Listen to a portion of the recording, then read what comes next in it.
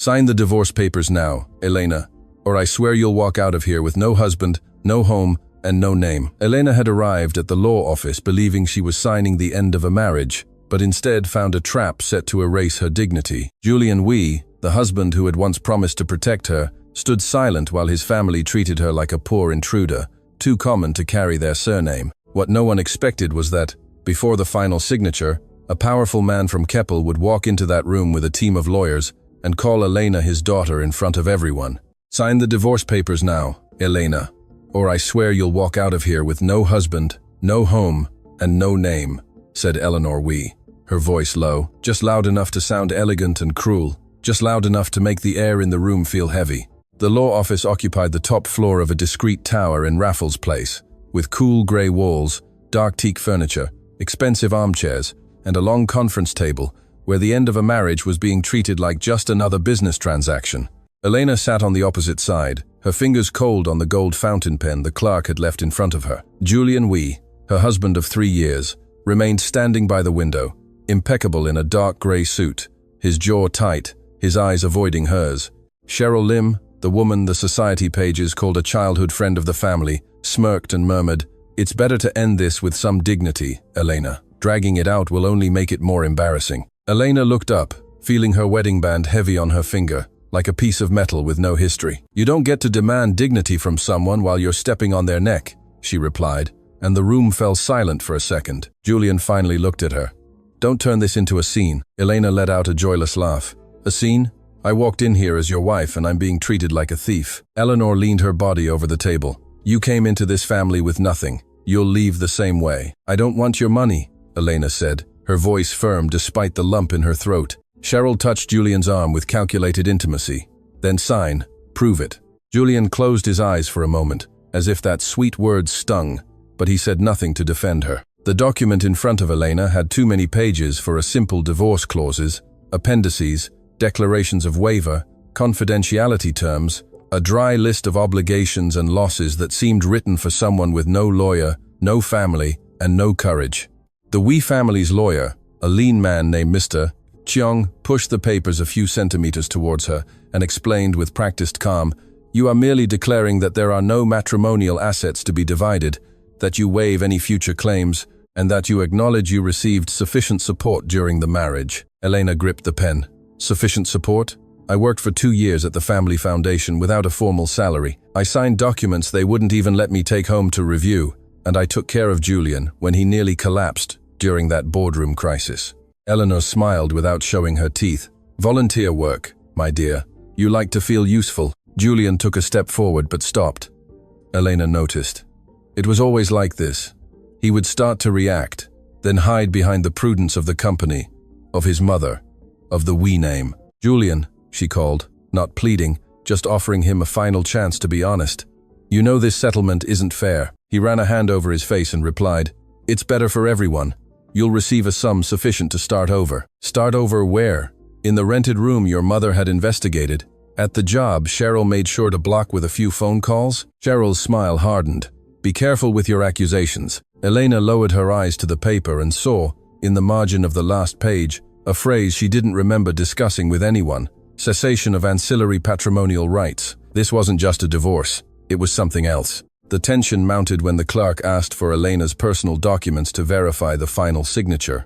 Eleanor used the bureaucratic gesture to launch a more delicate, even more venomous attack. She said Elena should be grateful the family hadn't leaked the story to the papers, that many women would leave humiliated in front of cameras, that the Wees were still being generous.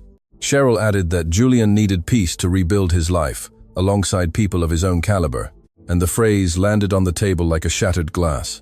Elena felt an old memory rise in her throat. The simple HDB flat she grew up in, her mother sewing late into the night, the worn gold pendant kept in a wooden box. The phrase her mother always repeated whenever someone looked down on her: "Don't let anyone decide your worth just because they don't know your story." She brought her hand to her neck, touching the small oval pendant she had worn since childhood, almost hidden beneath the collar of her navy blue dress. Julian's eyes followed the movement, as if noticing the piece of jewelry for the first time. "You've never taken that off?" he said, too quietly for it to be a real question. Elena stared at him.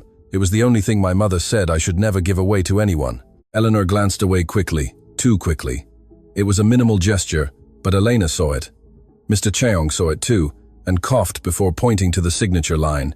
"Shall we conclude?" "Conclude what?" Elena asked. "The divorce, or the burial of my voice?" Julian approached the table, and, for a brief moment, Elena recognized the man she had fallen in love with, the one who had once crossed Orchard Road in a downpour just to bring her a jacket, the one who had claimed to love the strong kopi gao she made, the one who, in rare moments, seemed to want to escape his own surname. But his face hardened when Eleanor spoke his name with the authority of a mother and the invisible CEO of the family. "Julian, don't prolong this."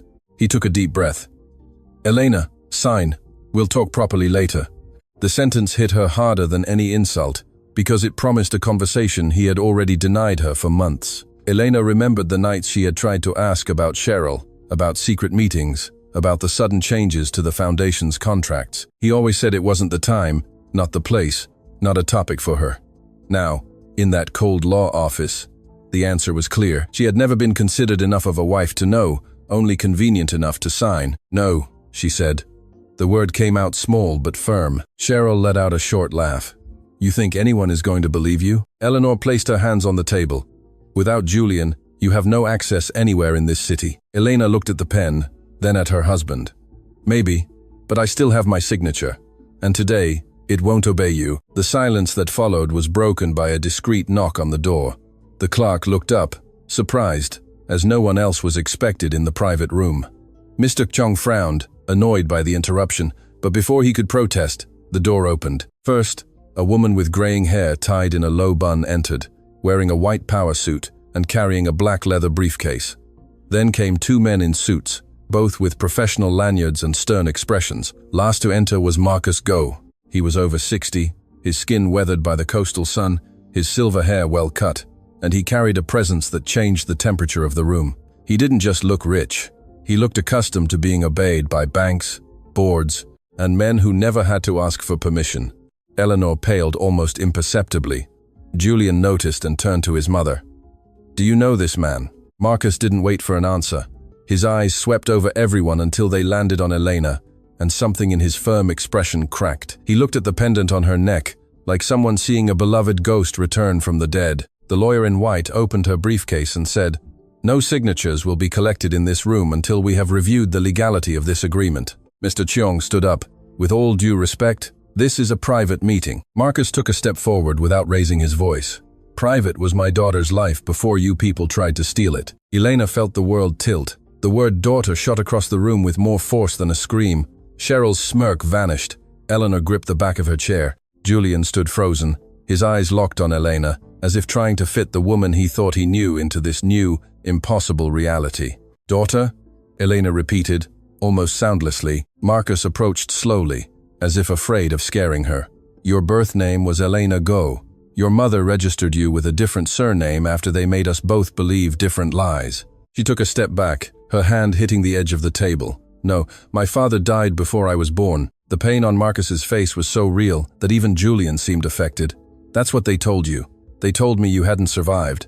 The lawyer placed an enlarged copy of an old photograph on the table. A young woman who looked like Elena, holding the same oval pendant before it was clasped around a baby's neck. Elena didn't touch the image. She was afraid that if she did, her entire life would shatter in two. Eleanor tried to regain control. What an absurd piece of theater. Showing up in the middle of a divorce with a story like this is far too convenient. Marcus looked at her, and his voice turned to ice. "Convenient was you hiding the first notice sent to the Wee family address 4 months ago." Julian turned sharply to his mother. "What notice?" Eleanor held his gaze for 2 seconds before looking away, and that small delay was worth more than a confession. Cheryl tried to intervene, saying it could be a fraud, that anyone could invent a relationship in the face of a multi-million-dollar settlement. But Marcus's lawyer was already pulling documents from her briefcase with surgical precision. There were preliminary DNA reports, birth records, old letters, search receipts, investigation reports, and a formal communication sent to the Wee residence, requesting contact with Elena. Mrs. Wee never responded to our attempts because, apparently, some messages never reached her, the lawyer said. Elena remembered the unknown numbers blocked after Eleanor had commented with false concern that scammers often targeted women married to wealthy men. She remembered envelopes that had disappeared from the condominium's front desk. She remembered Julian saying that external matters could wait. "Did you know?" she asked Julian, and this time her voice broke. Julian looked like he'd been punched in the chest. No, she wanted to believe him. She wanted to hate him less, but 3 years of silence weighed between them. "You never know anything when your mother decides for you," Elena replied. Marcus, still looking at her, said, "I didn't come here to force you to believe me today. I came to stop them from making you sign a lie, using your loneliness as a witness." Mr. Cheung tried to argue that the agreement had been accepted voluntarily, but Marcus's lawyer pointed to the clause on ancillary property rights and asked why a divorce with no division of assets included waivers linked to documents Elena had signed during her time at the We Foundation. The lawyer's face changed. Julian noticed. "What documents are those?" he asked, now with the voice of a CEO, not a cornered husband. Eleanor answered before Cheung could. "Administrative matters. Nothing that concerns her." Elena laughed, a low, wounded sound. "Funny. My signature concerned you when you needed it." The lawyer continued, revealing there were indications of improper use of authorizations signed by Elena in social projects to justify internal asset movements. "It's not a final accusation," she explained, "but it's enough to suspend any proceedings." Marcus added that the Go Group in Keppel had indirect financial ties with some of the We's creditors and would not allow his daughter to be used as a disposable piece in a dirty operation. The word creditors made Eleanor lose control for the first time. "You have no right to come in here and threaten my family," Marcus replied unhurriedly. "I'm not threatening. I'm informing you that from this day forward, Elena is not alone." The room seemed too small for so many secrets. Cheryl tried to take Julian's hand, but he pulled away before her fingers could touch him. The gesture was late and insufficient, but Elena still noticed it. He looked at his wife as if seeing her for the first time, without the filter of suspicion, without the narrative of a gold-digging Heartlander that his mother had repeated until it sounded like truth. "Elena, She raised a hand, cutting him off. "No, you had months." The sentence was simple, but it opened a chasm. Marcus offered her a way out without touching her arm, respecting a distance that none of the Wees had ever respected. "You decide if you want to come with us. You also decide if you want to do the test, hear my story, or send me away. But you no longer have to decide under their pressure." Elena looked at the papers on the table, at the gold pen, at the Wee surname printed like a sentence. Then, she slowly removed her wedding band. Julian held his breath. She didn't throw it, didn't make a scene. She simply placed the ring on top of the contract they wanted her to sign and said, "Today, I will not sign the version of my life that you wrote." Eleanor was speechless. Cheryl looked down. "Mr." Cheung gathered his papers with stiff hands, and Julian, for the first time since he had entered that office, seemed to understand that losing a wife was not the same as closing a deal. As Elena walked out of the room, accompanied by the lawyer and Marcus Go, the bright corridors of the building felt endlessly long. Outside, Singapore continued its noisy, indifferent rhythm, full of black cars, distant horns, and people too busy to notice that a woman had just lost one life and perhaps found another. In the lift, no one spoke for a few seconds. Elena stared at her reflection in the metallic doors, the simple dress, the pale face, the old pendant gleaming against her skin, the eyes of someone holding back tears out of pride and exhaustion. Marcus stood beside her, large and silent, but not invasive. "What was her name?" Elena asked suddenly. He understood without needing an explanation. "May. Your mother's name was Tan May. She used to laugh before she finished her sentences, and she hated weak coffee." Elena closed her eyes, because that was too true. Her mother always said that weak coffee was just sadness, disguised as a drink. For the first time, this stranger's story touched a memory that no one outside her home should have known. When the lift doors opened in the car park, Julian appeared at the end of the corridor, breathless, as if he had run down the stairs. "Elena, please, wait." She turned only her head. He stopped a few meters away, blocked by something bigger than Marcus's security guards. His own guilt. "I'm going to find out what my mother did," he said. Elena replied without anger, her voice just clean with sadness. "Find out for yourself. I've spent too much time waiting for you to see me." Then she got into Marcus Go's black car, taking with her the absent ring, the old pendant, and the first question of a new life. If this man was really her father, why had her mother died, leaving so much silence behind? Marcus Go's car left the building's car park without rushing, but to Elena, it felt like all of Singapore was speeding past outside the tinted windows. She sat in the back seat, her hands clasped in her lap, without the wedding ring, the old pendant now feeling heavy against her skin, as if it had woken up after a lifetime of sleep. The lawyer in white, Miss Menon, sat in the front, speaking softly on the phone, requesting that no documents from the law office be released without a formal copy. Marcus remained beside Elena, looking at her as if he were afraid to blink and lose her again. It both irritated and moved her. "Don't look at me like I'm an old photograph," she said without looking at him. Marcus took a deep breath. "I'm sorry. I've waited a long time to know if your eyes were like hers." Elena turned her face to the window.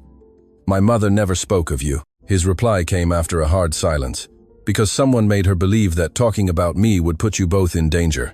Elena gave a short, bitter laugh. "Convenient.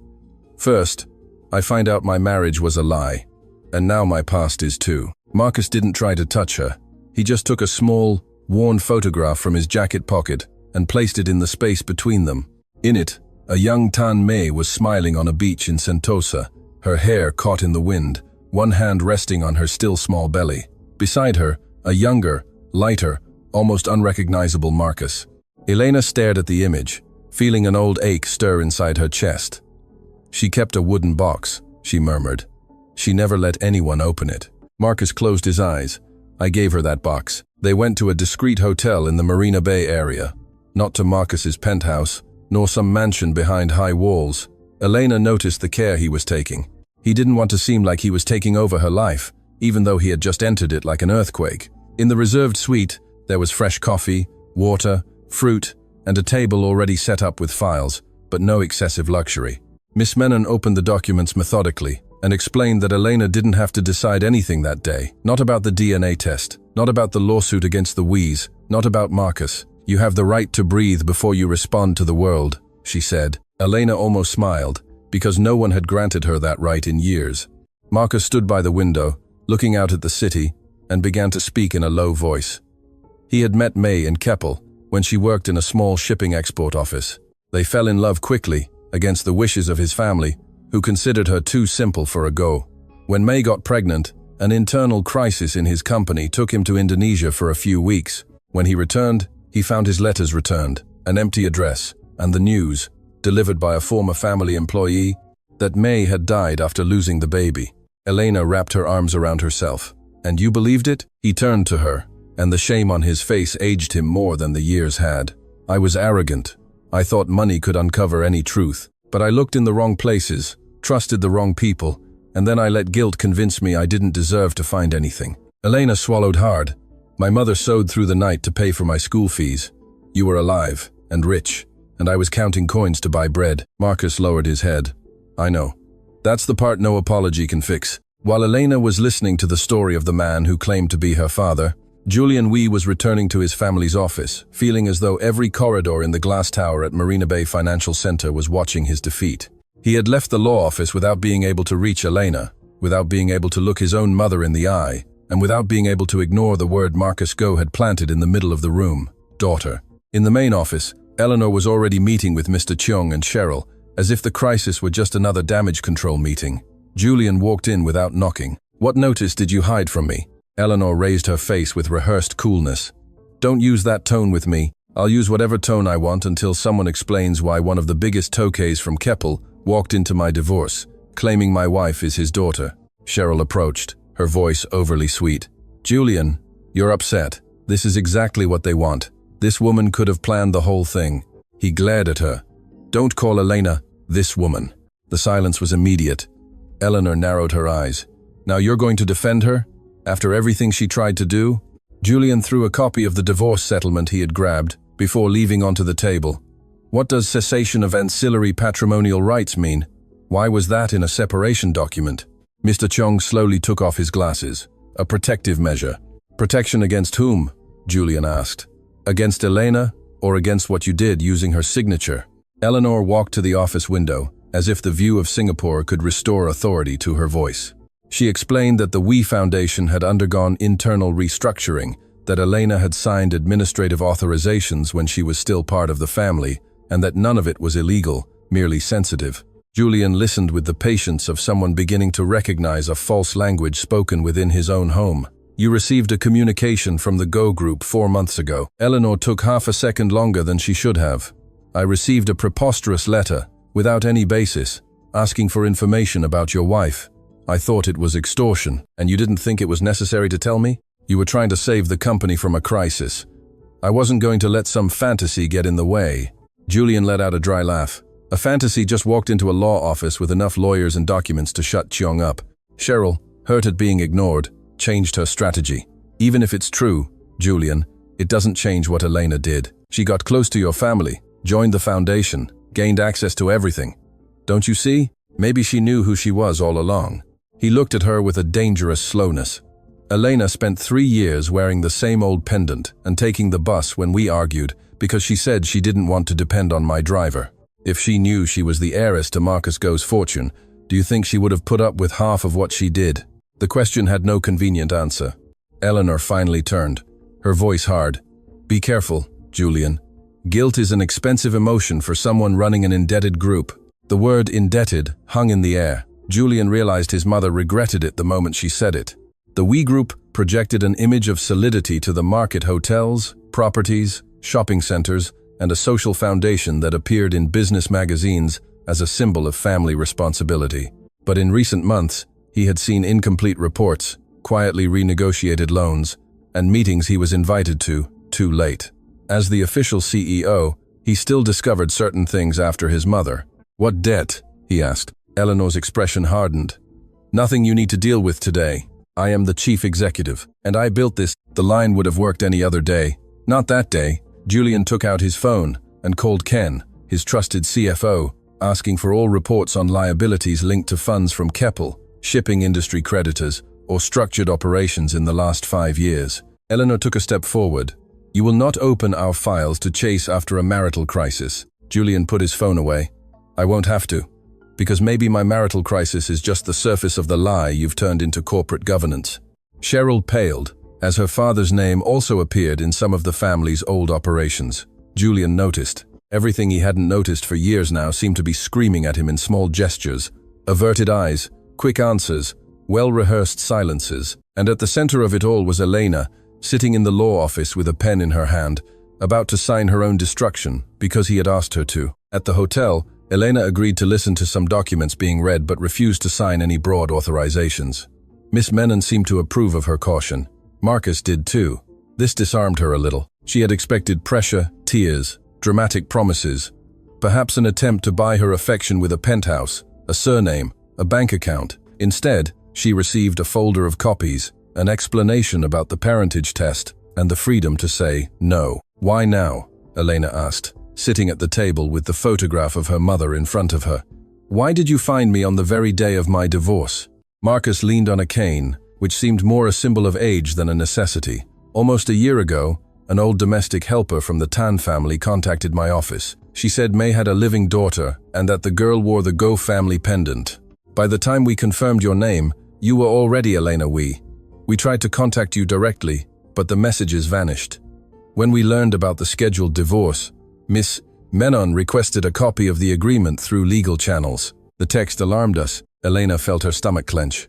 "What were they going to use my signature for?" The lawyer answered carefully, "We don't know everything yet, but there are indications that your waiver could have legitimized previous documents related to the foundation, shielding the Wees from future questioning." Elena brought a hand to her mouth, remembering Eleanor arriving with folders during dinners, saying, "Sign here, dear. It's just confirming your attendance at a social project."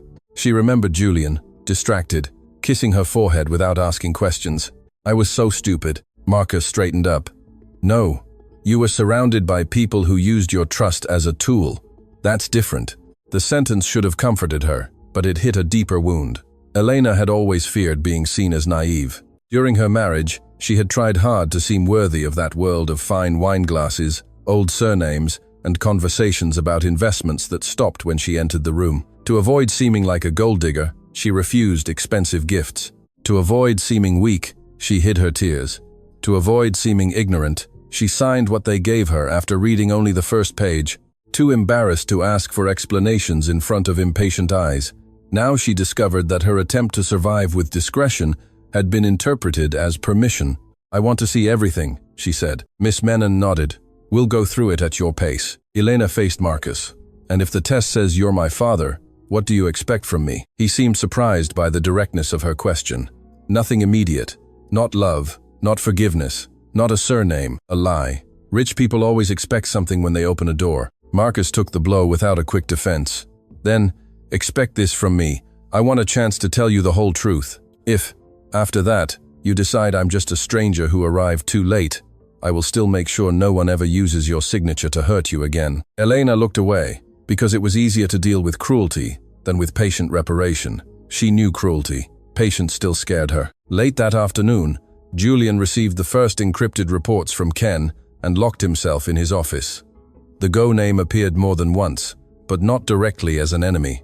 There were intermediary funds, cross-guarantees, loans renegotiated through companies linked to the port in Keppel, and a recent operation involving the We Foundation. The amount wasn't just high, it was dangerous.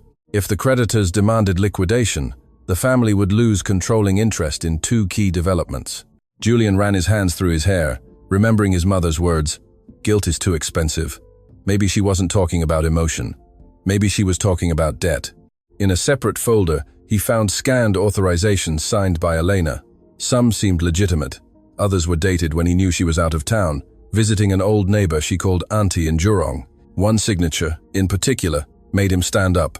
It was very similar, but too rigid, without the slight upward tilt in the E that he knew from notes she left in the kitchen. Julian stood frozen in front of the screen, struck by a simple, devastating memory. Elena wrote notes when they argued because she said that words spoken near the We's always turned into weapons. Buy proper kopi jiao. This stuff your mother drinks is just sad water. He had saved that note months ago, finding it amusing. Now he opened his desk drawer and compared them. The difference was small, but it was there. That evening, a light rain covered Singapore, turning the lights of Marina Bay into elongated streaks on the wet asphalt. Elena refused dinner at the hotel restaurant and asked only for strong coffee. Marcus smiled sadly when he heard the order but didn't comment. Miss Menon left, leaving two discreet security guards in the hallway, because the crisis could attract journalists if the We's decided to attack first. Elena was left alone with Marcus in the suite's living room, separated by a table and 28 years of absence. He told her that May had been afraid of the Go family, not because of her background, but because she had discovered documents related to an internal dispute involving one of Marcus's cousins, an ambitious man who had disappeared from the country after some old fraud allegations. Elena watched him attentively, but without offering her trust. My mother died telling me I should never look for my father. She would hold my hand and repeat that some beautiful doors hide rooms with no way out. Marcus closed his eyes. She was right to fear my family. She just didn't know I had been pushed away from it too.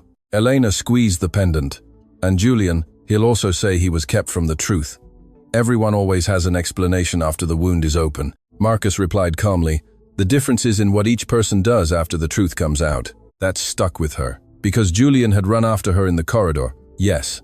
But running after someone after letting them fall wasn't the same as catching them before they hit the ground. Julian arrived at the hotel shortly after 9, without telling his mother, without an official driver, and without Cheryl.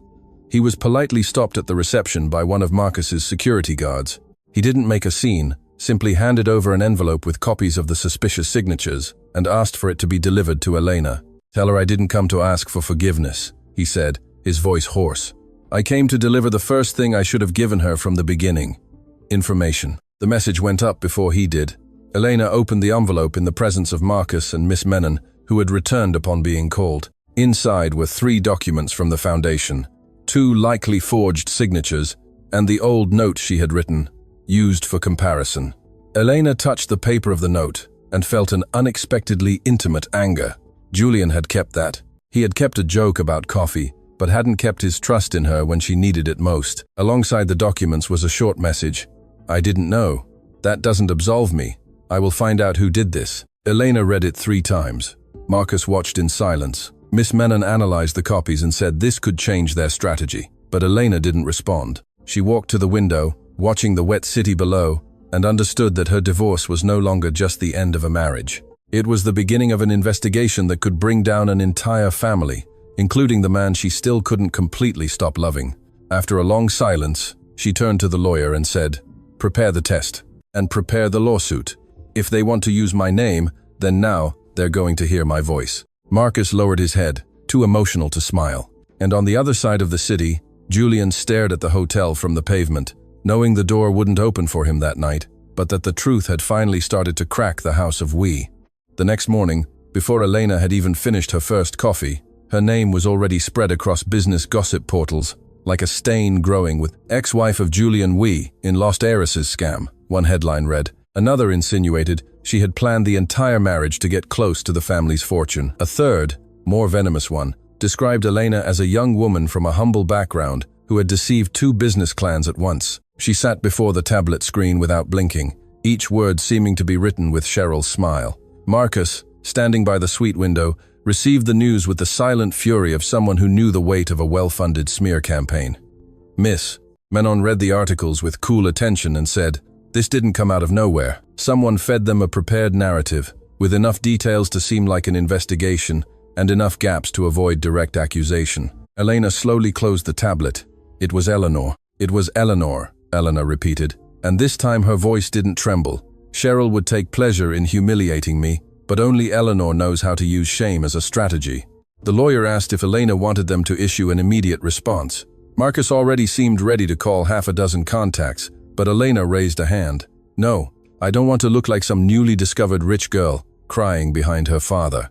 Marcus felt the sting but didn't protest. She continued, "I want to see what they say when I don't hide." Elena's decision startled Marcus's team more than any media attack.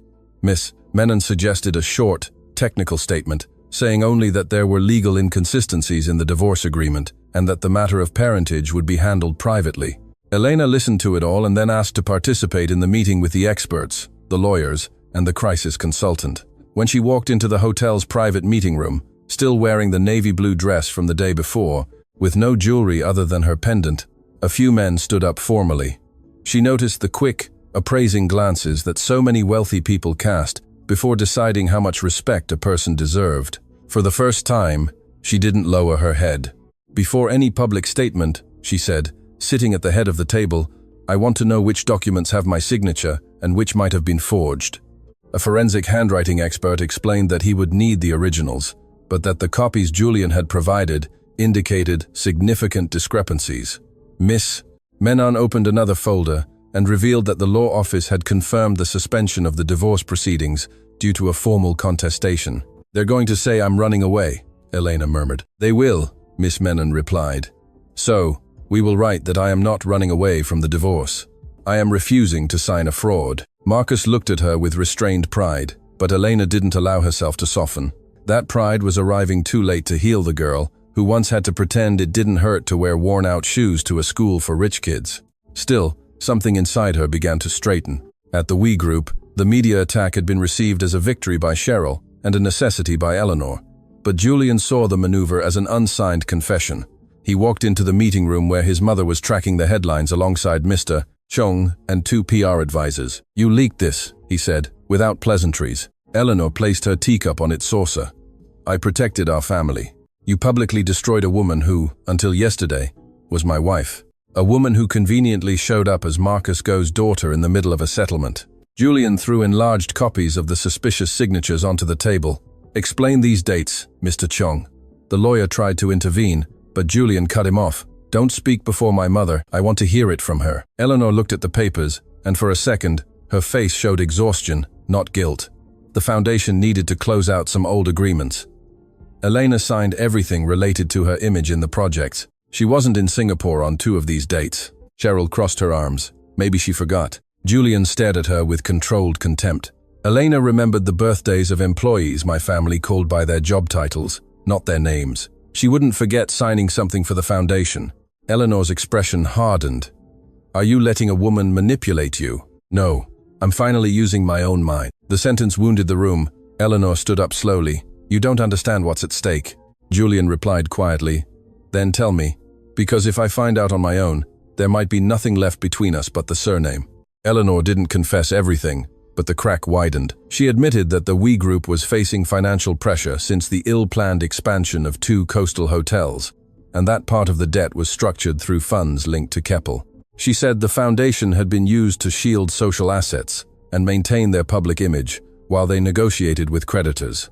Julian heard every word as if he were watching his childhood fall off a shelf. His mother, who had always preached honor, tradition, and control, was now talking about shortcuts, as if she were describing scheduling adjustments. "And Elena?" he asked. "Why did she have to be erased from the settlement?" Eleanor pressed her lips together. "Because she signed as a representative at events and on authorizations. If she remained linked to the family, she could be called to testify. She could be used by Go. She could expose us." Julian stood motionless. "So you decided to turn her into a gold digger, before anyone could ask why she was so present in the documents." Cheryl stepped forward, desperate to regain her footing. "Julian, your mother was trying to stop everyone from being dragged down. My father is also involved in some old guarantees. If this blows up, it's not just your family." Finally, another piece fell into place. Cheryl's father, owner of an events and investment company, was another shipwreck survivor, clinging to the wee hull. Julian let out a humorless laugh. "So that's what this was. You didn't come back because you loved me. You came back because you needed to marry the solution." Cheryl lost her color. "I came back because we belong to the same world." "Elena belonged more to my world than you ever did," he said. "Because she was the only one who didn't try to sell me a lie as if it were love." While Julian was tearing out half-truths, Elena was facing her own exposure. Miss Menon received an informal request from a major news portal for an interview, but Elena refused to appear as a weeping victim. Instead, she agreed to a private meeting with the director of an institute that partnered with the former We Foundation, a woman named Teresa Chan, who knew Elena from the social projects. Teresa arrived at the hotel cautiously, carrying a thin folder and the look of someone afraid to get involved. Upon seeing Elena, however, her posture wavered. "I shouldn't be here," she said. Elena replied, "Then why did you come?" Teresa opened her folder. Inside were invitations, meeting minutes, and a copy of an email in which Eleanor asked for documents to be prepared with Elena's signature, as usual, even during a week when Elena was out of town. "I kept it because I thought it was strange," Teresa confessed, "but the foundation paid for half of our programs. I was afraid to report it and harm the families we serve." Elena felt anger, but not contempt. Fear was a common currency in that world. "Will you testify?" Teresa looked away. "If there's protection for the institute, yes." Marcus, who had been following the conversation in silence, offered support without ostentation. The Go Group could guarantee the continuity of the programs during the investigation without requiring Teresa to lie or for Elena to be used as propaganda. Elena observed the gesture. For the first time, she saw something in Marcus's power that didn't crush, but sustained. It didn't erase his absence, but it complicated her resentment. The news that Elena wasn't hiding reached the Wees before the end of the day. Eleanor learned that Teresa Chan had visited the hotel and understood the situation could spiral out of control. Cheryl suggested a more aggressive offensive, claimed that Elena, now backed by Marcus, was coercing old partners of the foundation. Eleanor almost agreed, but Julian entered the room before the decision was made and heard enough. "Do that, and I'll hand the reports over to the board," he said. Today, Eleanor looked at her son as if he had just betrayed her in public. "You would choose Elena over your family?" Julian paused before answering, because that question had governed his entire life. To Eleanor, family had always been obedience. For Julian, love always ended up becoming a debt. He thought of Elena facing the gold pen, the look on her face when she asked if he knew, the ring left on the contract like a silent sentence. "I choose to stop calling a crime protection," he replied. Eleanor lost her composure for an instant. "You don't know what Go did to get where he is. He's not the savior she imagines." Julian stepped closer. "Then tell me." His mother fell silent, and this silence had the shape of another secret. Cheryl, trying to save her own skin, let something slip. "Ask Marcus about his cousin, and about May. Maybe your Saint Elena will discover her father has blood on his hands too." Julian turned to her. "What do you know about her mother?" Cheryl realized too late that she had said too much. That night, Elena received two things almost simultaneously.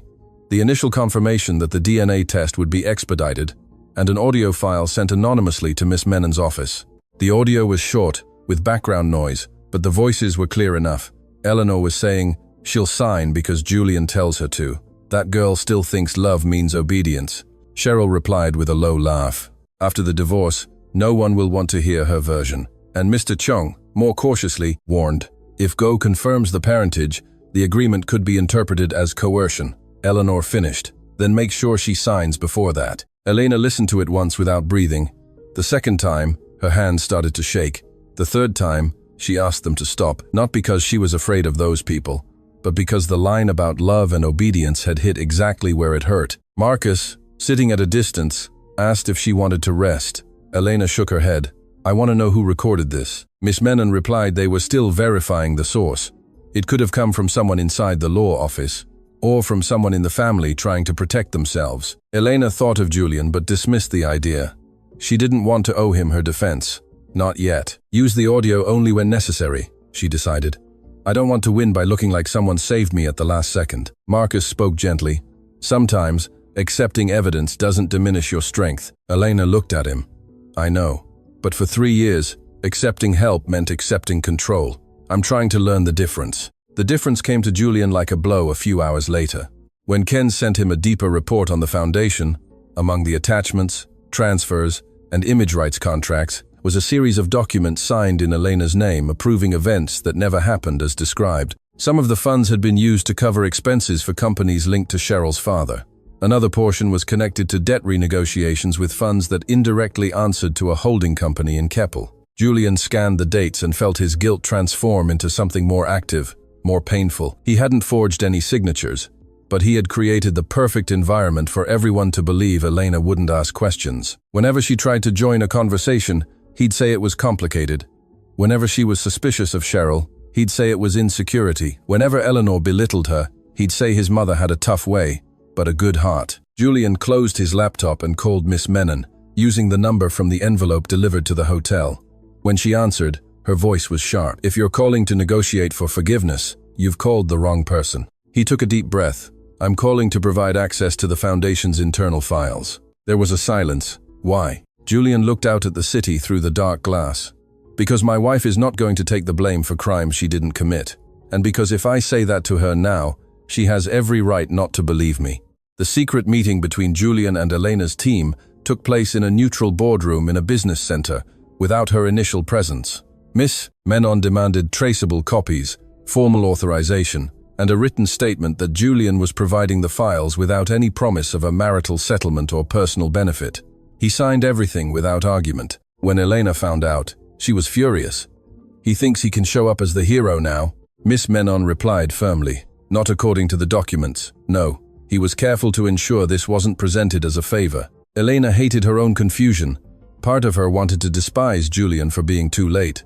Another part recognized that, for the first time, he had done the right thing without asking for applause. Augusto observed his daughter in silence until she asked, "Do you think I should talk to him?" He paused. As a father, I'd say no, because he hurt you. As a man who once lost the woman he loved over hidden truths, I'd say that silence can also become a prison. Elena looked at the pendant between her fingers. My mother stayed silent, and she died with her secrets. Yes, Marcus said, pained, and I've spent decades punished by truths I was never able to answer. His honesty disarmed Elena once again. She didn't forgive Julian. She didn't fully accept Marcus. But she was beginning to understand that the truth rarely arrived clean. It came broken, late, and held in guilty hands trying to keep it together. The meeting between Elena and Julian took place near midnight in the hotel's empty lounge, with Miss Menon a few meters away and a security guard in the hall. There was no music, no wine glasses, no family to turn pain into a spectacle. Julian arrived without a suit jacket, in a white shirt, his face tired, as if he had aged since the law office. Elena remained seated, offering no kindness. You turned over the files? I did. Out of guilt? She said. Yes. Out of love? Julian briefly closed his eyes. I've lost the right to use that word as a defense. Elena felt her throat tighten but kept her voice steady. Then why? He placed a folder on the table without pushing it towards her. Because I found forged signatures. Because my mother knew about Marcus's search. Because Cheryl and her family benefited from the foundation's operations. And because I spent 3 years confusing your dignity with pride, your silence with guilt, and your sadness with manipulation. Elena sat motionless. It was the apology she had waited for months, perhaps years. But now it brought no relief, only the confirmation that her pain had been real. You left me alone in that office. Julian held her devastated gaze. I know. You heard your mother call me nothing. I know. You asked me to sign. Her voice finally broke. Julian lowered his head. That is the sentence that will haunt me for the rest of my life. Elena stood up slowly. Good. Because it haunted me long before you felt regret. She left without looking back. but she took with her a truth that hurt in a different way. Julian was no longer in denial, and that made everything harder. The next morning, the first part of the truth went public, not through an interview, but through an elegant and devastating legal notice.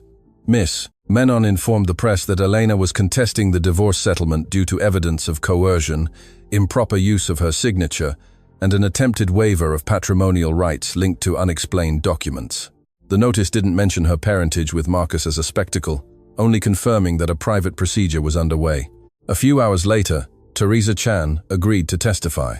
The institute received temporary funding from an independent entity recommended by Marcus, not the Go Group, to avoid any suspicion of buying a witness. The press, which in the morning had called Elena an imposter, by the afternoon was using words like suspicion, irregularity, and internal crisis. Eleanor Wee watched the turn of events from her office, her hands still on the table. Cheryl was crying in anger on the phone with her father. Julian called an extraordinary board meeting, even knowing it could destroy his mother's image. And Elena, alone for a few minutes in her suite, received the envelope with the preliminary results of the DNA test. She didn't open it immediately. She stared at her own name printed on the paper until Marcus came in, stopped at the door, and waited. Elena took a deep breath. "If this says you're my father, I'm not going to become your daughter overnight." Marcus nodded. "I know." She opened the envelope, read it, and for the first time since the law office, she cried without trying to seem strong. Not because all her problems were over, but because the girl who had believed she had no father had just discovered that his absence had a name, a face, and an emotional debt impossible to calculate. The extraordinary board meeting of the We Group was called for 10 a.m., but before 9, the glass tower at Marina Bay already seemed besieged by a storm that wasn't coming from the sky. Reporters occupied the pavement, black cars arrived silently. Minority shareholders crossed the lobby, avoiding cameras, and employees who once whispered about Elena now walked with their eyes down, as if every corridor might be bugged. Elena entered through a side door, accompanied by Miss Menon, Marcus Go, and 2 experts. No evening gown, no victim's makeup, no triumphant air that Eleanor might have hoped to ridicule. She wore a simple cream-colored pantsuit, her hair tied back, the oval pendant visible against her skin. As she crossed the hall, a few people recognized her and stopped. She heard a murmur, "It's her." She didn't lower her face. For 3 years, she had entered that building as the tolerated wife, invited only when her presence softened the family's public image. Now she returned as an interested party, a witness to a fraud, and the legally confirmed daughter of Marcus Go, though that last truth was not the weapon she most wanted to use. Marcus walked beside her, but a step behind.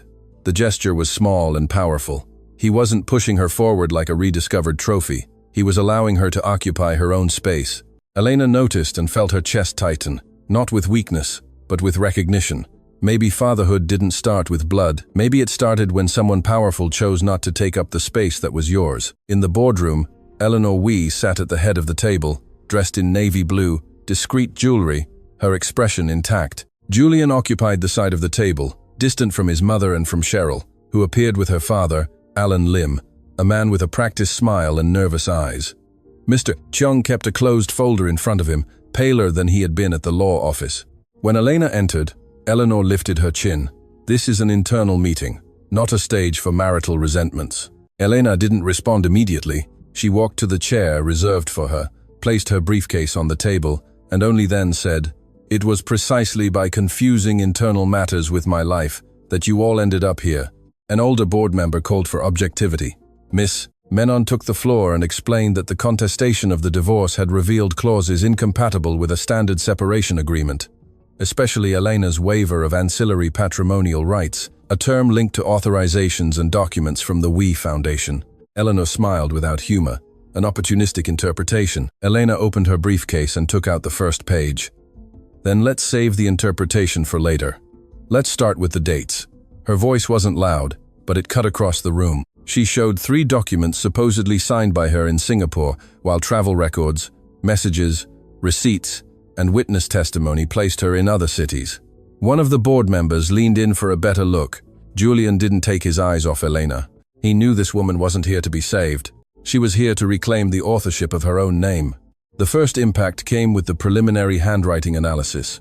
The expert explained in simple terms that 2 signatures showed signs of imitation, irregular pressure, hesitation in the curves, a different slant on the initial E, and the absence of a repeated graphic habit found in Elena's legitimate signatures. To avoid empty technicalities, he compared the questioned signatures with old documents, receipts, foundation forms, and even the note Julian had saved, the one about the weak coffee. When the note appeared on the screen, an almost human murmur ran through the room. It was too intimate to be just evidence. Elena felt her face flush but didn't back down. Julian lowered his eyes for a second, as if that small piece of paper accused him more than any report. Miss Menon continued. The suspicious signatures authorized administrative acts that facilitated fund transfers between the foundation, partner companies, and structures linked to Alan Lim's group. Alan protested immediately. My company provided real services. Elena looked at him, at events that didn't happen on the registered dates. Cheryl squeezed her father's hand under the table. Eleanor intervened, saying that administrative errors didn't prove criminal intent. Then Elena turned another page and read a sentence from an email sent by Eleanor to Teresa Chan. Please prepare Elena's signature, as usual. The room froze. Eleanor blinked once, but it was enough to betray the fall of her mask. That was taken out of context, she said. Elena took a deep breath. For years, I was taken out of context too. The second part of the attack was quieter and more devastating. Marcus didn't stand up to give a speech as a vengeful father. Miss Menon simply projected a financial flowchart showing that part of the We Group's debts had been renegotiated through intermediary funds connected to the Go holding company, though without Elena's direct interference up to that point. This changed the board members' posture. It was no longer just an ugly divorce. It was corporate risk. Julian asked for the floor. In front of his mother, he confirmed that he had voluntarily provided internal files to Elena's legal team because he had found significant inconsistencies. Eleanor looked at her son as if he had broken a sacred oath. You are destroying your own family. Julian replied without raising his voice. No, I'm stopping the destruction of someone else to protect a lie. Cheryl stood up, her eyes shining with panic. You talk as if you're innocent, Julian. You signed reports, you chaired meetings, you benefited too. He took the hit. Yes, which is why I will answer for what I signed. But I will not allow Elena to answer for what was forged in her name. Elena felt something twist inside her chest. It wasn't forgiveness. It was the strange weight of seeing Julian finally do what she had needed from him at the law office. The difference was, now she no longer depended on that gesture to survive. Eleanor tried her riskiest move when she realized the board was starting to distance itself from her. She opened a red folder and threw a copy of an old report onto the table involving the Go family, Tan Mei, and a cousin of Marcus's accused of fraud decades ago. Before we turn Marcus into a saint, perhaps we should ask why Mei ran away from him while pregnant. The sentence cut Elena to the core. Marcus stiffened, and for the first time, his voice lost its calm. Do not use Mei's name to cover up your forgeries. Eleanor smiled, sensing she had hit the right spot. She was afraid of you. She said so in letters. Maybe Elena is just trading one manipulative family for another. The attack was cruel because it contained a sliver of truth. Elena knew her mother had feared something. She knew Marcus hadn't told her everything yet. The room waited for her to fall apart, to look at her newfound father with public suspicion, for their united front to break. Instead, Elena rose slowly.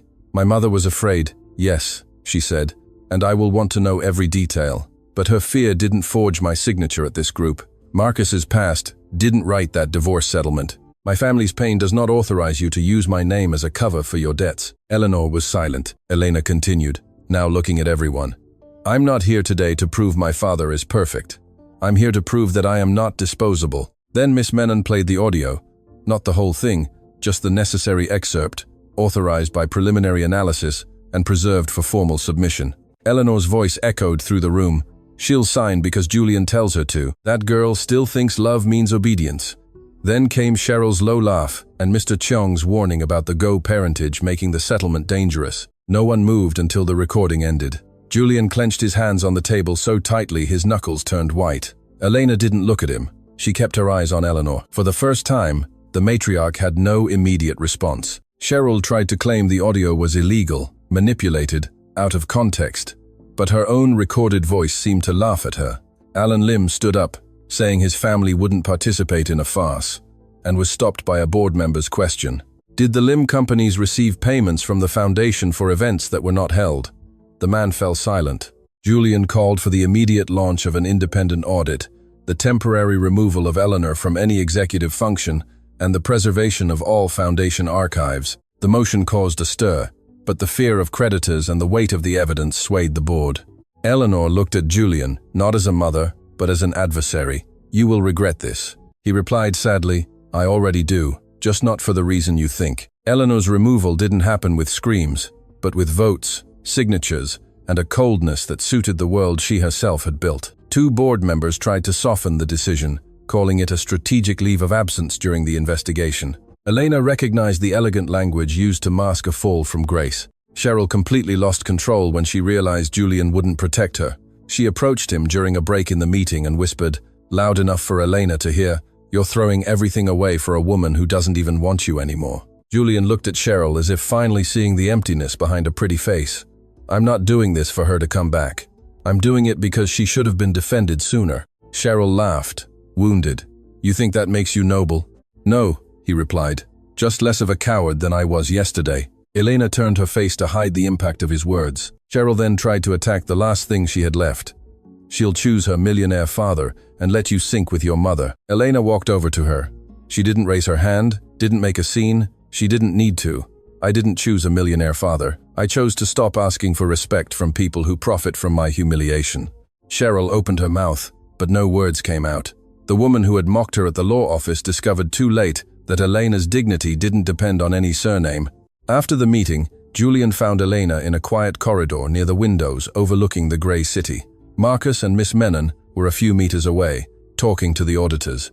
There was no one between them, but there was no easy path forward either. Julian looked exhausted.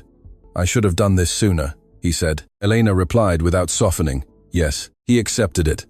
"I'm not going to ask you to come back." "Good." The word came out harder than she intended, but it was necessary. Julian took a breath, looking at the floor. "My mother taught me that loving someone was about damage control, that protecting the family meant choosing which truth to hide. I brought that into our marriage. When you asked me about Cheryl, I saw a threat.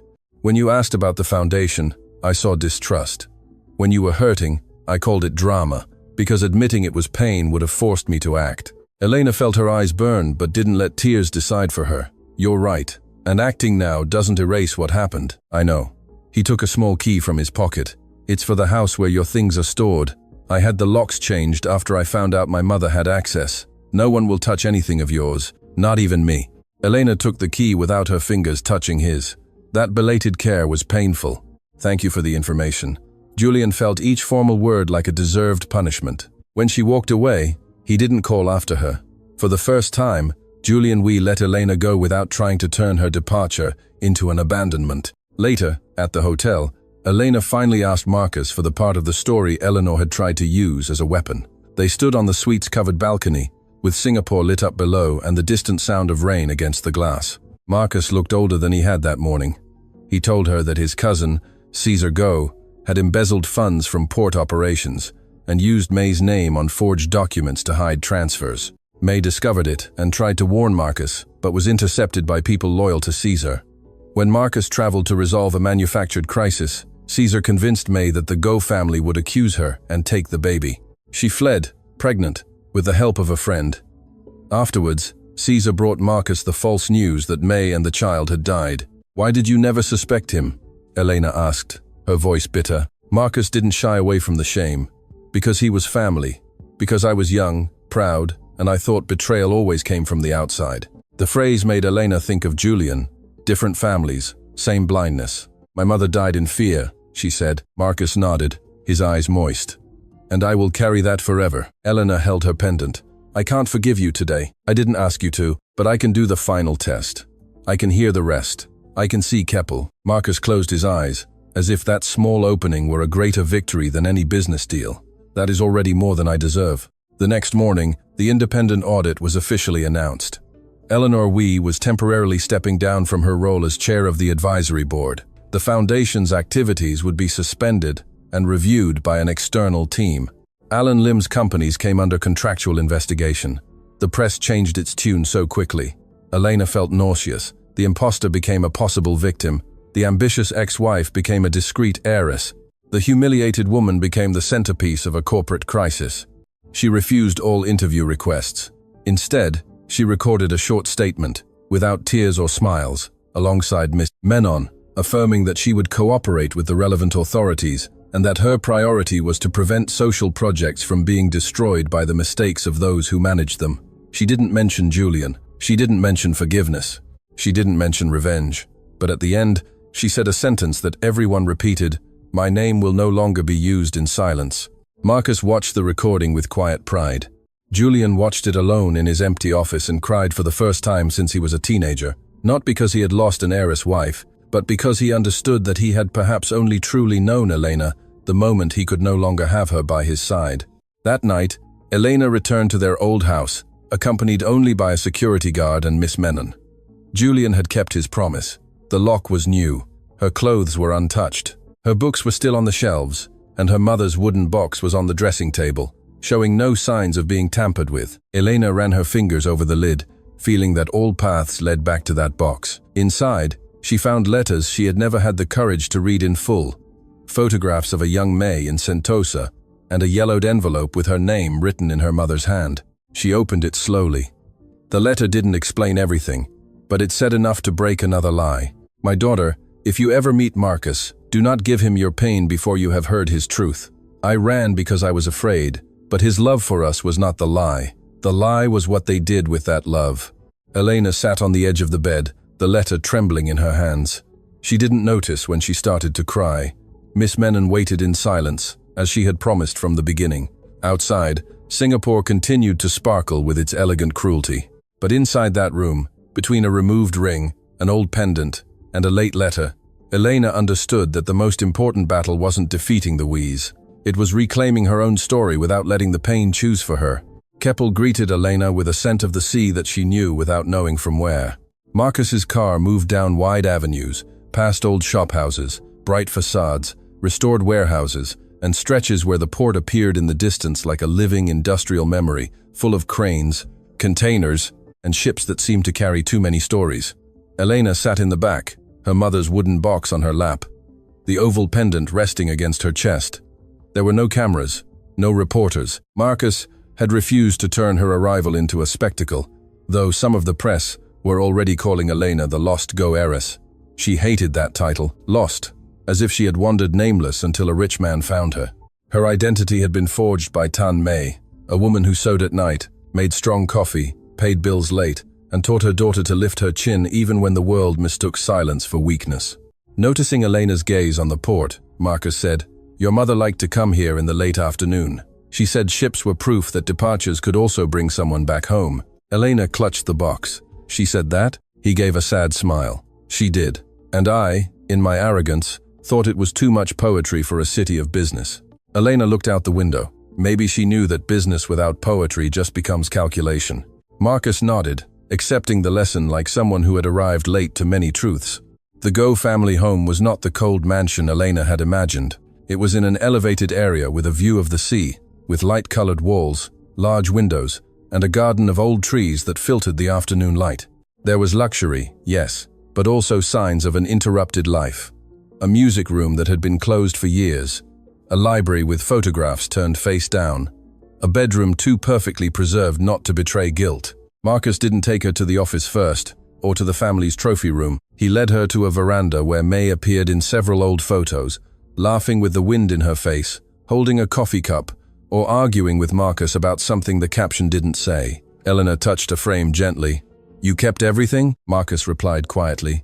"Keeping it was the only cowardly way I found not to go mad." She didn't forgive him in that moment, but she stopped seeing him as just the millionaire who arrived too late with his lawyers. Here was a man defeated by his own delay. That night, they opened the wooden box together. Inside were May's letters, old receipts, a baby's hair ribbon, a photograph of Marcus torn in half, and a folded paper with names, dates, and initials that Miss Menon had already identified as possible pieces of Caesar Go's fraud. "My mother didn't stay silent out of weakness," Elena said after reading the first letter in full. "She was trying to build a case." Marcus ran a hand over his face, and she died before she could finish. Elena closed her eyes. "Then we'll finish it for her." In Singapore, Eleanor Wee's fall happened without the theatricality she used to despise in others. There were no sirens outside her house, no shouting in corridors, no immediate public humiliation. There was an audit, reports, minutes, depositions, and the elegant slowness of institutions when wealthy people are forced to answer questions. Still, the effect was devastating. The We Foundation had its projects suspended. Alan Lim's companies were dropped from contracts. Mr. Chung resigned as the family's representative, and the board approved an external investigation that stripped Eleanor of all decision-making power while the facts were ascertained. Cheryl tried to save her own image by giving a calculated interview, claiming she too had been manipulated by the family environment and had never wished to hurt Elena. The interview was online for less than an hour before receipts of payments linked to her father's company were leaked. Julian didn't celebrate any of it. He publicly accepted administrative responsibility for the failure of governance, temporarily stepped back from decisions related to the foundation, and handed over any remaining documents to the audit. When a journalist asked if he was doing it to win back his ex-wife, he was silent for a second before replying, "I'm doing it because it's the bare minimum. Winning someone back is not a crisis strategy." The quote made the rounds online, but Elena only saw it days later in Keppel and turned off the screen before her heart could use it as an excuse to forget the pain. The divorce, ironically, became simpler after the fraud became complex. The previous agreement was voided and replaced by a clean process, overseen by lawyers on both sides, with no hidden clauses, no abusive waivers, no family pressure. Elena didn't demand half the We empire, not because she couldn't fight for it, but because she didn't want her freedom to be interpreted, even by herself, as emotional compensation. She asked only for the formal restitution of her rights, damages for the documented harm, protection for the affected social projects, and the withdrawal of any authorization signed in her name without validity. Julian accepted every clause without negotiation, which made his new legal team uneasy. "Sir, you have grounds to contest some points," one lawyer said. Julian looked at the office window, where the rain was once again streaking the glass. "I contested Elena for 3 years. That's been enough." When he signed the final documents, he didn't feel relief. He felt a kind of correct grief. The marriage ended not in the cruel law office in the CBD, but in a neutral room, with belated respect and a lack of spectacle. Elena signed in Keppel, with Miss Menon and Marcus present. Her signature was firm, the E tilted as always. When she finished, she didn't cry. She just took a deep breath and said, "Now this signature is mine again." In the weeks that followed, Elena refused to immediately take a position at the Go Group. The press expected a corporate coronation, an heiress in a leather chair getting her revenge on the Wees with a golden pen. She chose something else. She enrolled in an intensive program on social enterprise management and governance, asked Marcus for access to mentors outside the family, and, with independent supervision, created a temporary fund to protect the projects the We Foundation had compromised. "You don't need to prove your competence to me," Marcus said when he saw her studying reports late into the night. Elena answered without looking up, "I'm not proving it to you. I'm learning so that no one ever signs for me again. Not on paper, and not in life." Marcus stood at the door, absorbing the sentence like a just verdict. Their life together progressed without miracles. There were quiet breakfasts, difficult questions in the middle of the afternoon, discussions about May, moments when Elena shut down, and moments when Marcus shared small memories, like how May used to dance badly on purpose to make him laugh. One evening, Elena finally called him Dad without realizing it. It was when she asked him to pass the coffee. "Dad, can you pass the cup?"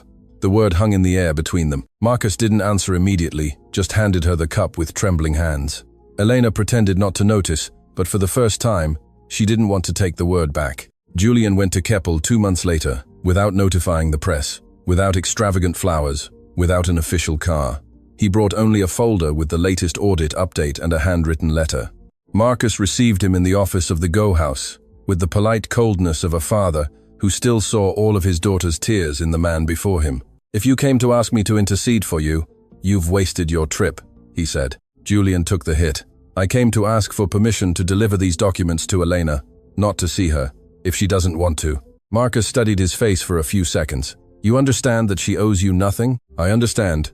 You understand that regret is not currency." "I learned that late, but I understand." Elena appeared at the door before Marcus could answer.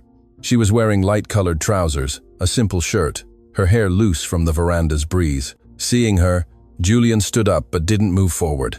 That new restraint both hurt and comforted her. "You can leave the folder with me," she said. He nodded and placed the documents on the table. The audit confirmed the forged signatures were used to mask transfers. "My mother will face civil and possibly criminal charges, depending on the outcome." Cheryl and her father are trying to reach a settlement, but the auditors advised against closing the case without restitution. Elena listened attentively, not with a thirst for revenge. And you? Julian took a deep breath. I've been kept on as interim CEO, solely to execute the restructuring under external supervision. After that, the board will decide. I've agreed to forego my bonus and variable compensation until it's all concluded. She held his gaze. Is that justice or self-punishment? I'm still learning the difference. Elena agreed to read the letter only after Julian had left. She didn't want his face to convince her of anything before the words did. She sat on the veranda with the distant sound of the sea and May's box beside her. The letter didn't ask her to come back. That surprised her. Julian wrote about the day he met her at a foundation event, when she had discreetly corrected a report to prevent a community from being described as passive beneficiaries. He wrote about how he had been charmed by the way she refused charity without dignity, but then allowed his own family to turn her dignity into an obstacle. He wrote that loving her had been easy when she calmed him down, smiled, waited, and forgave small silences. The hard part was loving her when she demanded the truth. And that was precisely where he had failed. At the end, there was a simple sentence. I'm not asking you to come back to the man I was. I'm trying to become someone who never would have let you sign that pain alone. Elena folded the letter slowly. She cried, but not like before. It wasn't the cry of someone who felt crushed.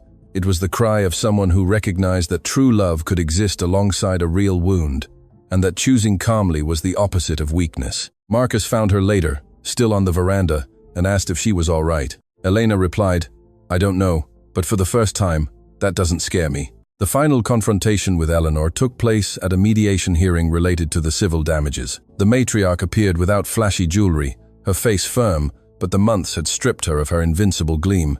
Elena didn't expect a sincere apology, and perhaps for that reason, she wasn't disappointed. Eleanor admitted to administrative excesses, denied ordering forgeries directly, and tried to shift most of the blame to Mr. Cheong and Alan Lim. Miss Menon contested every point. Julian, present as the group's representative, did not protect his mother.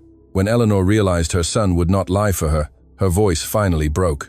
I did what was necessary to keep this family standing. Elena looked at the woman who had once told her she would leave with no house and no name. No, you did what was necessary to keep control of a house that was already rotting from the inside. Eleanor pressed her lips together. You feel powerful now because you found a rich father? Elena didn't smile. I feel powerful because I stopped believing people who confuse cruelty with class. The settlement was signed. A portion of the recovered funds would be allocated to the damaged social projects. Another portion would cover Elena's damages and legal costs. Eleanor left the room without an apology. Julian stayed behind, his eyes tired. Helena didn't need the villain to kneel. Some defeats were truer when they remained bitter. A year later, the old We Foundation no longer existed under the same name. It had been transformed into a smaller, audited institution with an independent board and the participation of real community organizations. Elena was not its president, but she served on an external social governance committee while she finished her studies and began to design her own project in Keppel, focused on women who needed basic legal guidance in situations of separation, inheritance, and financial abuse. She didn't tell her story at conferences as a spectacle, but she used her experience to ask better questions. Marcus attended some of her events, always discreetly, at the back, too proud to seem neutral and too guilty to take center stage. Their relationship hadn't become a fairy tale, but it had become a routine. Sunday lunches, discussions about business, visits to May's grave, where Marcus always brought simple flowers, not the most expensive ones. On one of these visits, Elena placed a copy of her project's first charter on the headstone. We finished it for you, she whispered.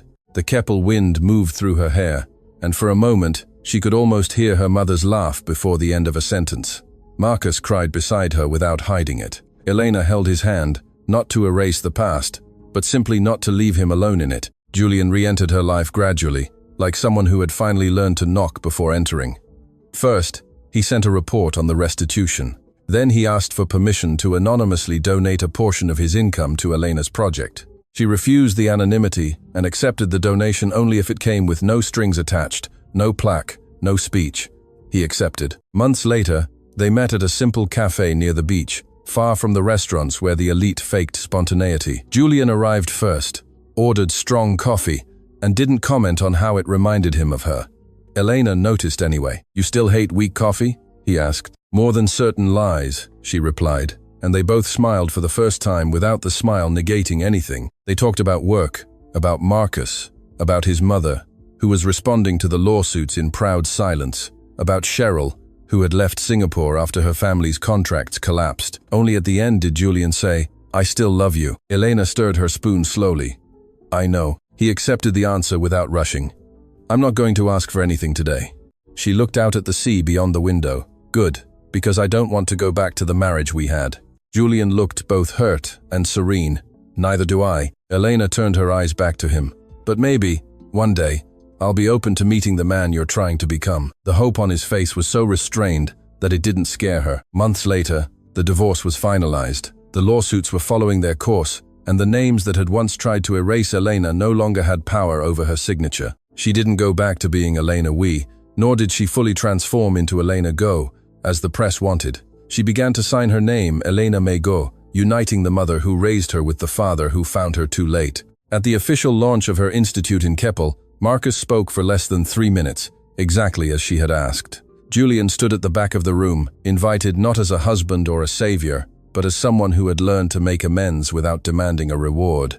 When Elena took the stage, she didn't talk about revenge. She talked about documents that women sign in fear, about families that use love as a handcuff, about the difference between help and control, about every person's right to understand their own name before giving it to someone else. When she finished, she saw Marcus in the front row, his eyes moist, and Julian at the back, quiet, not trying to occupy a space that wasn't yet his. Elena smiled, a small, whole smile. That night, walking out onto the Institute's veranda and feeling the sea breeze, she touched the oval pendant and thought of the law office, where it had all almost ended. They had taken everything from her. Yes, they had tried to leave her with no husband, no home, and no name. But she had discovered that a name is not what a powerful family allows you to use. A name is what survives when all the contracts lie. And for the first time, Elena wasn't waiting for someone to give her a life back. She was signing it herself. 3 months after the Institute's launch, Elena learned that starting over wasn't a door you walked through once. It was a series of mornings when she woke up without the old weight in her chest, yet it still took a few seconds to remember she no longer needed permission to exist. Keppel had become less a new city and more a home under construction. The Institute operated out of a restored shophouse near the historic center, with high windows, light walls, and a small veranda where women waited for appointments, holding folders, certificates, contracts, photos, and silences. Elena spent much of her days listening to stories that, in different ways, seemed like echoes of her own. A signature given out of fear, a separation used as a threat, a relative who turned love into blackmail, a surname that weighed more than a chain. She didn't offer magical solutions. She offered a listening ear, guidance, and the presence of someone who knew what it was like to sit before a document and feel your entire life could be stolen by a pen. One afternoon, after walking a young mother to the door, Elena found Julian standing across the street, no suit, no driver, holding just a brown envelope. He didn't cross until he saw her nod. That small, silent detail made something inside her relax before her reason could stop it. Julian entered the Institute like someone who knew he had no right to take up too much space. He greeted the receptionist, waited for Elena to finish a call, and only then approached. "I brought confirmation of the final restitution payment from the foundation," he said, placing the envelope on her desk. Elena opened it, read the pages carefully, and noticed the We Group had transferred more than the agreed-upon amount to the affected projects. She looked up. This wasn't in the settlement. Julian held her calm gaze. "I know. Then why?" He took a moment, choosing his words like someone no longer trying to win an argument. "Because some damages don't fit into a clause. And because the foundation used the name of help to hurt the very people who needed it." Elena slowly closed the envelope. "You could have sent this through your lawyer." "I could have, but I came in person." Julian took a deep breath. "I came because Marcus invited me to dinner." Elena froze. For a second, she thought she had misheard. "My father invited you?" The word father no longer stumbled so much on its way out. Julian seemed to notice but had the decency not to comment. "He said he wanted to talk about social governance and coffee. I'm not sure which one scares me more." Elena tried to hold back a smile, failed a little, and glanced out the window. "My father doesn't invite anyone without a reason." "I know. That's why I accepted, with fear." The dinner took place at the Go House, at a table far too long for just 3 people. but Marcus had them serve on a smaller veranda overlooking the sea, with warm yellow light falling on simple dishes. There were no servants hovering, no glasses raised to impress, no poisoned phrases hidden under etiquette. Still, the tension was there. Marcus watched Julian with the calm of a man old enough to wait for a lie to reveal itself. Elena watched them both, trying to figure out if this was an emotional trap or just the clumsy beginning of a possible peace. "You know, I haven't forgotten the law office," Marcus said after the first coffee. Julian set down his cup. "Neither have I." "Good. Men who forget what they've done too quickly tend to repeat it with more elegance." Elena shot her father a look. "Did you invite him to scare him or to talk to him?" Marcus didn't smile. "The two can coexist." Julian accepted the harshness without defending himself. "I deserve the first. I hope to one day earn the second." The answer made Marcus fall silent for longer than usual. Elena realized Julian had changed, not because he spoke eloquently, but because he no longer tried to turn humiliation into self-pity. After dinner, Marcus took Julian to the old office where he kept May's documents and showed him a photograph of Elena as a child next to her mother, recently found among a friend's papers. "She survived without both of us," Marcus said. "The difference is, I didn't know she existed. You knew she was there, and you still didn't see her." Julian looked at the photo, and the pain on his face was clean, without theater. "That's the truth I'm most afraid of forgetting." Elena overheard part of the conversation from the doorway, unintentionally and unable to leave. In another time, she might have expected Julian to say he loved her, that he was suffering, that he couldn't live without her. Now, what touched her was hearing him say he was afraid of forgetting, because forgetting was a form of betrayal. That night, when Julian was leaving, she walked him to the garden. The sea breeze moved through the leaves of the old trees, and for a few seconds, they stood side by side, not needing to fill the silence. "My father was hard on you," she said. Julian looked at the lit-up house. "He was fair. You always answer like that now." "How? Like you've swallowed a manual on humility?" He laughed softly, and the sound brought back a piece of the man she had fallen in love with before everything became distorted. "I'm trying not to turn regret into charm.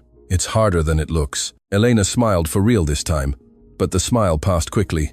"I'm still scared." Julian didn't ask of what. He knew. Scared of loving again and losing herself. Scared of forgiving too soon. Scared of discovering that change was just a beautiful phase before another disappointment. "Me too," he said, "but my fear doesn't get to control you anymore." Elena looked at him, surprised. For so long, his fear had governed them both. Fear of being used, fear of his mother, fear of conflict, fear of choosing. Now, for the first time, he was separating his own fear from her freedom. Julian didn't ask for a kiss, didn't ask for a promise. He just said goodnight and left. The following weeks brought a strange closeness, built on clear boundaries and small gestures. Julian sent reports when there was something important, not texts to force intimacy. Elena replied when she wanted to, not when she felt guilty. Marcus feigned neutrality, but always left out strong coffee when he knew Julian would be stopping by the institute for meetings with the governance team. On a rainy Friday, a woman being helped by the institute recognized Julian in the hallway and grew anxious, having followed the story online. Elena noticed the discomfort and expected him to leave, so as not to intimidate anyone. He did it before she could ask, waiting on the veranda until the meeting was over. When Elena came out, she found him damp from the light rain, looking out at the street. "You could have waited inside," she said. She needed to feel safe here. "You thought of that on your own? I'm learning from the institute." Elena crossed her arms, appraising him. "Don't use my work to make yourself look better." Julian turned, serious. "I don't want to look better. I want to be less dangerous to people who trust me." The sentence hung between them like a narrow bridge. Elena didn't know yet if she wanted to cross, but for the first time, she didn't want to burn it down. The real test came when Eleanor Wee tried to reappear. The investigation was progressing, and her lawyers suggested an exclusive interview to rebuild her image. She would say she was a mother trying to protect her son's legacy, that Elena had been influenced by Marcus, that Julian was emotionally fragile. Before the interview could air, Julian received a call from his mother. Elena was in her office at the institute when he arrived, pale, holding his phone as if it were contaminated. "She wants me to defend her publicly," he said. Elena stayed quiet. That was his problem, but it still affected her. "And you came to ask me what to do?" "No, I came to tell you, before you saw it in the news." "Tell me what?" Julian took a deep breath. "That I'm going to make a statement, but not to defend her." That night, he recorded a short video. He said he loved his mother, But love didn't erase responsibility. He said no attempt to rewrite the facts would change the documents, the testimonies, or the damage caused. Finally, he said that Elena had not destroyed a family. She had simply refused to be buried under its lies. The video went viral. Eleanor cancelled her interview. Elena watched it alone, her hands cold, and understood that Julian had broken the last invisible thread that tied him to his old obedience. Not just for her, but for himself. The next morning, Elena went to the cafe near the beach where they had talked months before. Julian arrived, not knowing if she wanted to congratulate him, confront him, or say goodbye for good. She ordered 2 strong coffees and waited for him to sit. "Yesterday, you chose a difficult truth," she said. "I should have chosen it sooner." "Yes," she nodded. "But you chose it now." Julian looked up. There was hope in his eyes, but also discipline. He didn't pounce on the opening as he once would have. Elena breathed slowly. "I don't know how to go back." "Then don't go back." The answer disarmed her. "Not to what we were. Not to the house where you had to lower your voice. Not to a marriage where I confused protection with control. If there's ever an ooze again, it has to be a different path." Elena looked at the sea through the window. The waves were breaking with the patience of things that knew how to return without being the same. "I can agree to walk slowly," she said finally. "With no public promise, no ring, no families deciding, and no you trying to pay for guilt with perfection." Julian smiled with moist eyes. "I accept." Elena pointed her spoon at him, and no weak coffee. His laugh was low, almost incredulous, as if that small piece of humor was a greater gift than forgiveness. "That, I can promise without fear." The first kiss didn't happen that day. Elena made sure not to turn a fragile decision into a soap opera scene. It happened weeks later at the Institute, after a difficult meeting with women who had successfully recovered documents withheld by ex-husbands. Elena was exhausted, emotional, and happy in a way that didn't fit inside her body. Raphael was waiting for her outside with 2 cups of coffee and an umbrella, because the Keppel rain had started suddenly. She looked at the umbrella, then at him. "You've become an expert at waiting at doors," Julian replied. "I'm trying to be good at something I should have learned sooner." Elena took one of the cups. The rain fell around them, wetting the pavement, mixing the smell of coffee and the sea. She took a step closer, not on impulse, but by choice. "I'm still healing, I know, and I might get scared along the way. I'll stay wherever you say is safe." Elena touched his face, feeling Julian's breath hitch. The kiss was gentle, unhurried, and without exaggerated promises. It didn't erase the law office, or the tears, or the months of rebuilding. But it didn't have to. Some stories don't continue because the pain disappears. They continue because people learn not to use it as a weapon. On the first anniversary of the Institute, Elena took the stage before a small audience of staff, volunteers, clients, partners, and a few journalists invited with clear boundaries. Marcus was in the front row, proud, making no attempt to hide it. Julian stood more to the side, not at the back like before, but not at the center either. Elena shared that the Institute had helped hundreds of women, recovered documents, mediated fair settlements, and prevented many signatures from being given under duress. She didn't recount her entire life story. She no longer needed to bleed in public to be believed. At the end, she thanked Tan Mei, her mother, for teaching her that dignity doesn't depend on wealth. She thanked Marcus Go for learning that late-arriving love still requires humility. And then, after a pause, she thanked the people who chose to change without demanding applause. Julian understood. He didn't give a broad smile, just lowered his eyes, moved. After the event, Elena found him on the veranda, where the sea breeze always seemed to hold an answer. Marcus appeared for a moment, looked at them both, and said, "I'm going to get some strong coffee, so as not to offend May's memory." Elena laughed. Julian too. When they were alone, he lightly touched her hand. "Are you happy?" Elena looked at the lit-up Institute, at the dark sea, at the man who had lost her and was now learning to stay without holding on too tight. "I'm whole," she replied. "Happy is a consequence I'm starting to accept." Julian interlaced his fingers with hers slowly, as if asking permission even for hope, and Elena let him.